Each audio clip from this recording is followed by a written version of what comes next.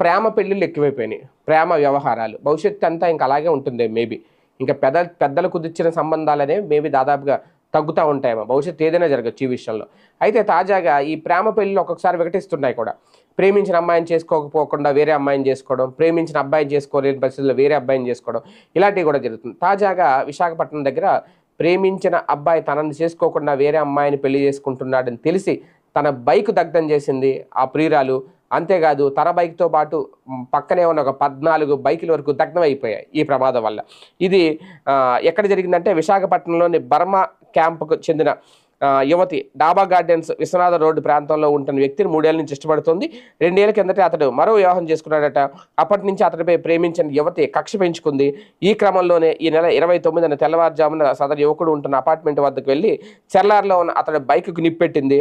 మంటలు చెలరేగి పక్కనే ఉన్న మరో 13 వాహనాలు దగ్ధమయ్యాయి. భవనం ఎదుట నిలిపిన